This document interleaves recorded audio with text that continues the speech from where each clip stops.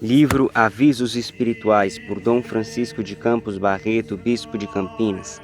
Capítulo 16. Do escrúpulo. O escrúpulo é um temor ou uma perturbação da alma que faz confundir o que é permitido com o que é proibido, o que é leve com o que é grave, diz Raymond. O escrupuloso, diz Cassalés, sendo um dos mais tristes fenômenos que ao estudo do espírito humano se apresenta, e por isso muito interessante ao psicólogo, é sempre o tormento do seu diretor espiritual, do seu médico ou de seu confidente. O escrúpulo deve ser condenado e combatido, porque ele obscurece o espírito, tira a paz da consciência, diminui a prática religiosa, arruína a fé e prejudica a saúde do corpo. Para maior discernimento de uma consciência escrupulosa por causa dos maus pensamentos, precisamos ter sempre em vista que, apesar de sua ação rápida, podemos dividir todo o pensamento em 3 atos, dos quais o primeiro nunca é pecado e se chama sugestão, isto é, consiste no aparecimento da coisa má na imaginação. O segundo é a deleitação da coisa pensada, acompanhado da advertência do entendimento. E o terceiro, que concorre para ver o pecado, é o consentimento da vontade. Podemos nos 2 primeiros atos sentir a tentação, não havendo pecado, e no terceiro haverá pecado depois de consentida a tentação.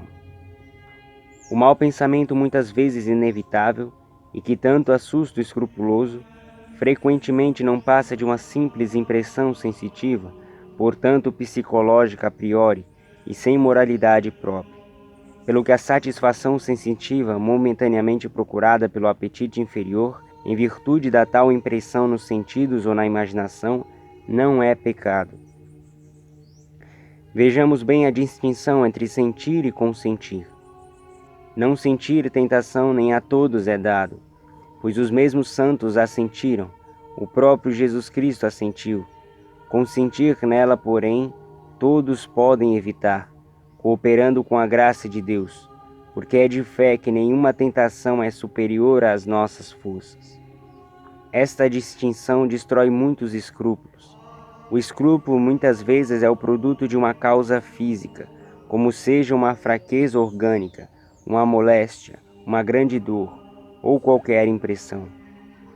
Nesse caso, o escrupuloso há de saber que diante de um verdadeiro jogo de nervos e de sangue, e muitas vezes nada mais que isso, não deve presumir faltas graves nas consciências habitualmente boas, em vista das circunstâncias subjetivas muito numerosas de inadvertência, de hábito e de paixão, que atenuando em uma larga medida a participação da vontade na tentação, não a responsabilizam pelos efeitos físicos que, excitando a fantasia, desequilibram o pensamento.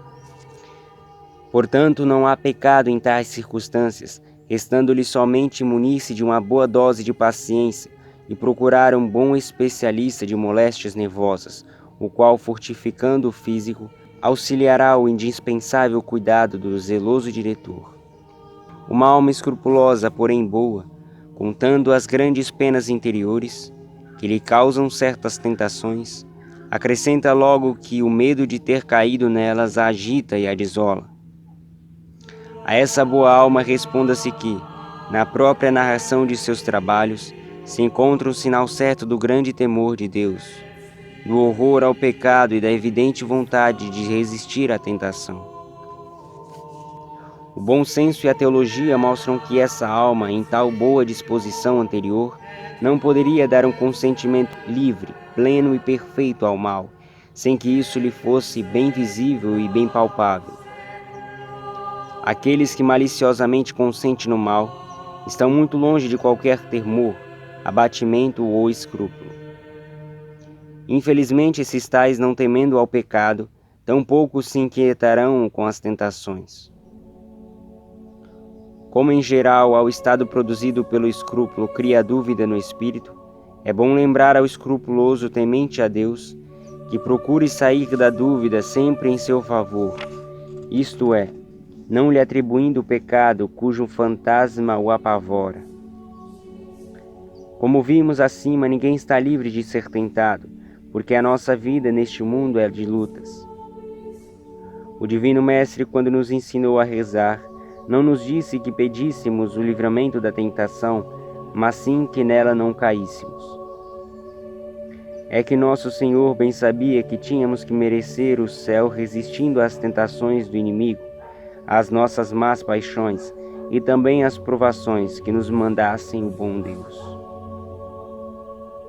Mas sabendo que pela oração e pela graça venceremos os nossos inimigos e que Deus não tenta a ninguém para a sua perdição, as pessoas que muito querem a Deus hão de ter a felicidade de ver que nelas tudo coopera para o bem, como diz São Paulo aos Romanos. E ainda mesmo que caíssem em uma falta, disso lhes poderia resultar um benefício, considerando a caridade de Deus. Portanto, no momento do escrúpulo, tenha-se toda a calma de espírito e grande confiança nos repetidos atos de amor de Deus, que saem do coração, como um protesto contra o pecado. E então a tentação ou o escrúpulo cairão por si, mesmo que sejam violentos ou demorados. E nessas ocasiões que felicidade é para uma alma ter um diretor que assume a responsabilidade de seus atos. Mas em tais circunstâncias a obediência à palavra do diretor deve ser pronta e completa, como uma fonte de onde brotará a humildade do espírito, que há de ser a morte do escrúpulo. E obedecendo ao diretor, em não discutir com a tentação, mesmo que tivesse havido falta, esta se tornaria só pecado material, e por isso sem nenhuma responsabilidade diante de Deus.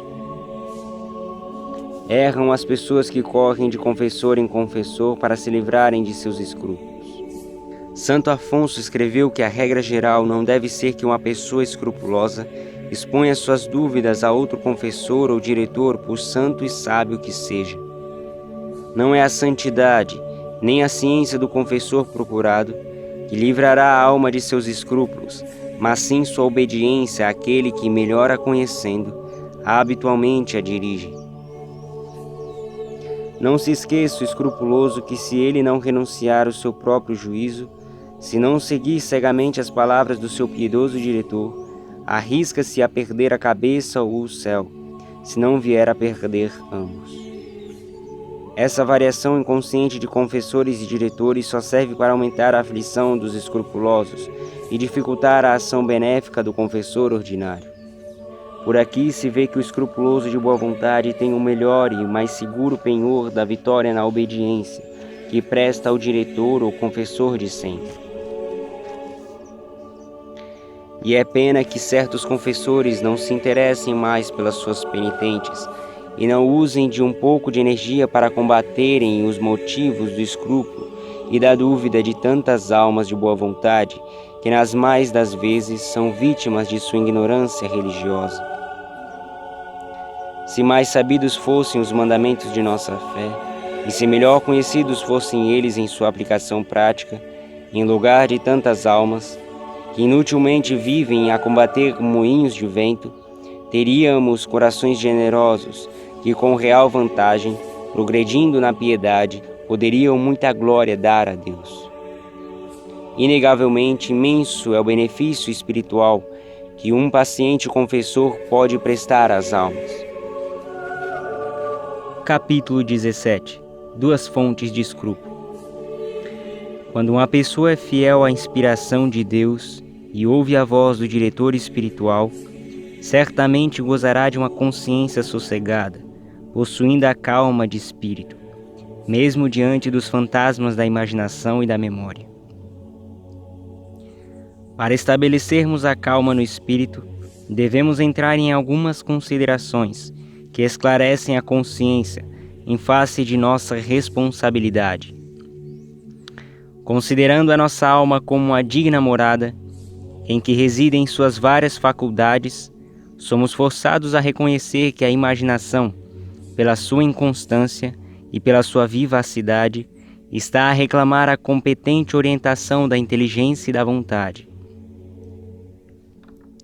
A imaginação, diz Bouyer, é a fonte das mais belas concepções, como é também a causa dos mais deploráveis erros. Nela, o mal vive sempre perto do bem, Sua prontidão muitas vezes degenera na ociosidade, assim como sua vivacidade pode tocar a loucura.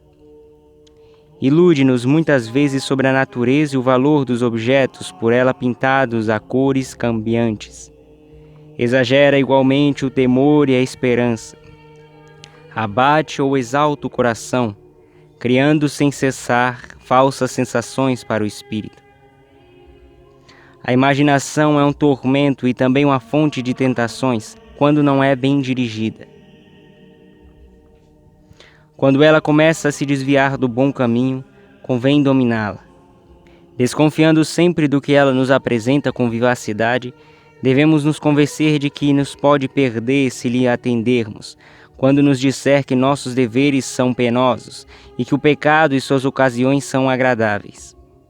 Devemos ainda impedir o quanto possível que ela se detenha em coisas inúteis, em satisfações naturais, em vãs complacências do amor próprio, nos prazeres dos sentidos e em tudo o que possa alterar a pureza da alma. Pelo rápido exame a que sujeitamos a nossa imaginação, tomada isoladamente e sem o domínio do espírito, podemos qualificá-la como a louca da casa, que é nossa alma, não merecendo, portanto, as honras de uma discussão quando ela nos atormentar. A simples sugestão não é pecado, ainda que ela nos infiltre alguma deleitação ou prazer. A imaginação é uma faculdade sensitiva e muitas vezes com a nossa inconsciência funciona independente da vontade, portanto sem pecado e sem nossa responsabilidade. Como da imaginação, também podemos falar da memória, que muitas vezes nos impõe recordações que não queremos e, portanto, da mesma forma, sem responsabilidade para nós e sem pecado. Quantas vezes, em lugar de recordações boas e sãs, encontramos na memória lembranças de coisas inúteis, perigosas e mesmo más, o que constitui um grande obstáculo ao recolhimento das almas pias. Imaginar ou lembrar-se de alguma coisa são atos de uma faculdade sensitiva e que diferem muito do consentir, que está na vontade, faculdade espiritual. O pensamento mau não deve, pois, espantar uma pessoa piedosa, sempre inclinada a agradar a Deus. Portanto, ainda que com consequência da vivacidade da imaginação ou da memória, sintamos uma inclinação má no coração, tenhamos por certo que ela não passa de uma manifestação do homem velho e que, apesar de nos apavorar, nunca será pecado, uma vez que a não sentimos com prazer de nossa vontade refletida. Nas pessoas muito timoradas, quando às vezes recebem a impressão de um mau pensamento e caem em si, o seu primeiro ato é querer pesar a gravidade do pensamento e medir o seu consentimento.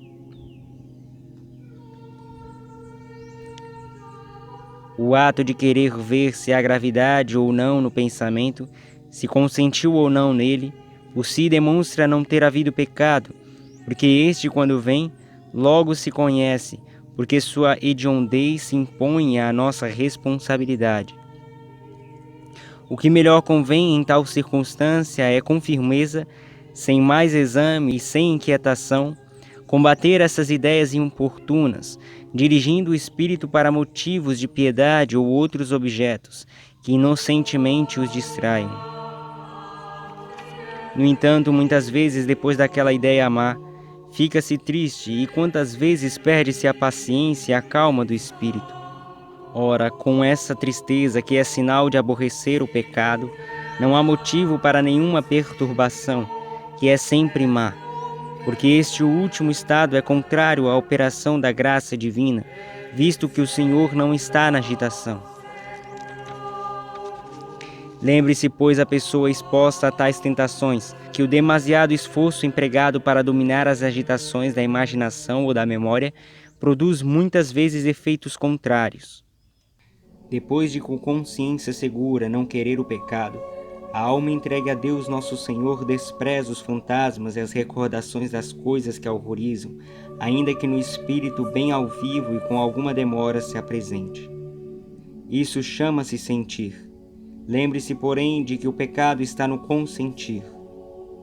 Para se escapar, enfim, das inquietações da memória ou da imaginação sobre o passado, como sobre o presente e o futuro, a regra melhor é entregar o passado à misericórdia de Deus, o futuro à sua amável providência e dar-se todo ao seu amor, por uma grande fidelidade à sua graça no presente. Capítulo 18. A confissão como convém. Como falar da confissão a essas pessoas piedosas e cheias do temor de Deus? Às boas almas digo que o penitente só é obrigado a confessar unicamente os pecados mortais lembrados. Os pecados esquecidos e depois da confissão lembrados não impedem a comunhão e devem ser declarados na próxima confissão, posto que indiretamente já perdoados. Não se é obrigado a contar na confissão o pecado venial, porque facilmente de muitos modos pode ser perdoado. As pessoas piedosas, porém, por humildade e para se aperfeiçoarem na virtude, e como em geral não pecam mortalmente, devem contar os veniais na confissão, como matéria suficiente para alcançar o perdão ou a absolvição sacramental. Como é possível não se ter sempre uma verdadeira contrição das faltas veniais, é necessário lembrar a conveniência da acusação de uma falta mesmo grave da vida passada e de que se tenha um arrependimento real, para servir de matéria certa à absolvição sacramental, a fim de se não tornar nula a confissão. Esta falta de matéria certa na confissão, por ignorância dos fiéis, é um mal muito maior do que se supõe, e cujo remédio há de vir ou do penitente instruído, ou do confessor cheio de zelo pela salvação das almas. Apesar do grande respeito, do temor e até mesmo de certa repugnância, que a algumas pessoas causa a confissão, tão necessária para o perdão dos pecados, a outras, no entanto, chega a se tornar uma coisa comum, com perigo de precipitar uma alma na rotina, isto é, numa frequência dos sacramentos quase por hábito, prejudicando assim os efeitos salutares da graça divina e preparando talvez o esfriamento futuro da vida piedosa. Uma pessoa piedosa não se contenta com uma lista de pecados. Antes de tudo, esforça-se por obter uma verdadeira contrição e um propósito de firme emenda de suas culpas. Descobre ao seu confessor as causas de suas quedas e humildemente aceita os avisos que deve praticar para evitar novos pecados. Com efeito, as pessoas que se confessam sem a devida preparação, sem reflexão e precipitadamente, não podem aproveitar das graças do Santo Tribunal. O remédio contra esse mal consiste num trabalho pessoal que corresponda plenamente aos requisitos de uma boa confissão. Que cada um procure infundir em suas orações e em todos os atos de sua piedade o verdadeiro espírito de fé que dá vida e energia às almas de boa vontade. Uma pessoa que comunga frequentemente, embora caia muitas vezes em faltas veniais, não precisa correr todos os dias ao confessionário, devendo neste particular seguir as instruções do confessor. Na verdade, há muitas penitentes que, por escrúpulo ou má orientação, andam a se confessar 2 e mais vezes por semana. Outras há que nas confissões de certas faltas entram em circunstâncias bem dispensáveis, para somente depois declararem o pecado. Certamente esse modo de proceder torna pesada a confissão para o penitente, como para o confessor. Sobre todas essas considerações, devemos colocar a santa virtude da obediência, que será luz segura para a alma, que quiser servir a Deus na paz de espírito.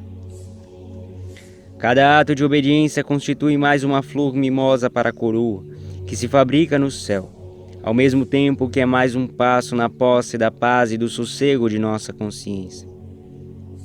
Sobre a prática dessa obediência não deve haver a menor dúvida, uma vez que se conhece o espírito do diretor, que manda sempre animado do bom desejo de trabalhar para a paz e salvação de seu penitente. É preciso que o penitente se convença de que o diretor o conhece mais do que ele mesmo se conhece, no que verdadeiramente se patenteia uma grande graça da bondade de Deus. E essa graça extraordinária, que nem a todos é dada, consiste no fato do penitente poder descarregar sua responsabilidade sobre o diretor espiritual, na verdade, legítimo representante do amorosíssimo e sacratíssimo coração de Jesus, no governo das almas chamadas à perfeição cristã.